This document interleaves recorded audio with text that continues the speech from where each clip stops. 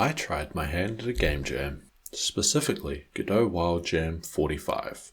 For those who haven't done a game jam before, it's a time-limited challenge to make a game from scratch. In this case, in a little over a week. Everyone is given a theme to work around. Godot Wild Jam also adds in wildcards. These are optional challenges to make things a little harder, or to make you think outside the box. And I didn't use any of them this time. This is what I made. You play as a hacker in the digital underground, breaking into servers and committing crimes to make money. And can we take a moment to appreciate that awesome soundtrack made by Clearside? It's on OpenGameArt and there's a link in the credits. If you want to play the game, there's a link in the description to go play it on itch. You can just do that in your browser, and all of the code and the assets are up on GitHub. Even better, you can head over to the Jam submissions page and play games made by everyone who was participating in the Jam. So go forth and vote, I guess? The rest of this video is going to be a bit of a retrospective.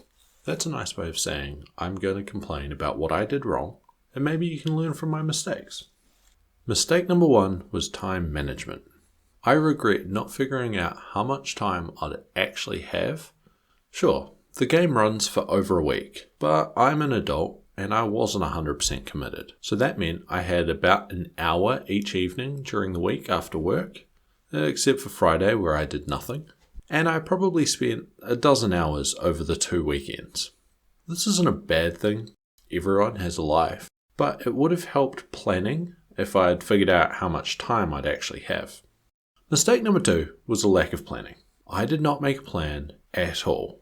When I was working, I just sat down and did the next thing that I could think of. Especially in the beginning, that was a mistake, because I made quick little proof of concept things that I then had to rewrite later so that I could build on them. On a longer term project, that's probably not such a big deal, but when you've got a time limit, you can't afford to be repeating the same work that you did a couple of hours ago. The thing I'd change here is to sketch out a rough architecture of how all the pieces are going to fit together, especially the main menu and level transitions. I left that until the very end, and so everything was kind of written on the assumption that you would always be playing in a level. That leaves me with things like the alert level, which is in an auto-load singleton, but really it's related to the one level that you're playing. So things got a wee bit messy. Mistake number 3 might have been using C#, maybe? I'm a big fan of C#, and I enjoyed most of my time, especially refactoring stuff, which, as I said, I did a stupid amount of. I think the IDE experience is also significantly better than GDScript. That said, there are a few things I really didn't like. I had some bugs that seem to be related to variable naming. There also appears to be an issue with exported node paths when you're in an inherited scene. I googled that one and found a bug report that I had opened a couple of years ago, so maybe it's a regression in the 3.5 beta build that I was using. It was definitely fixed at one point. I also don't like dealing with methods that return the Godot dictionaries and arrays. There's some of that in the physics stuff, and they're just not as good as normal C# collections. Maybe I'll try GDScript for my next jam, but no doubt I'll find other stuff to complain about there and wish I'd used C#. That sounded very negative, didn't it? It wasn't all bad. One thing that I think I did well was scoping. This is actually my second game jam. My first was for Vim Jam 2, and I recorded a bunch of footage and then never actually made a video. I think that one failed pretty badly because I overscoped and underdelivered.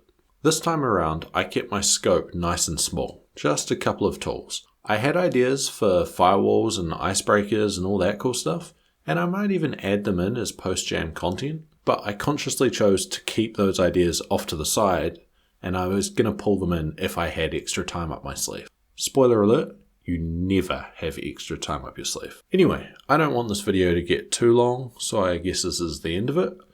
If you're interested in trying a game jam, I'd highly recommend the Godot Wild Jam. It runs from the second weekend of every single month, and it's a nice long one, so you don't have to mainline caffeine and pump out code for 24 hours straight. And if you want to play any of the games made during this jam, the link is in the description. Go have some fun.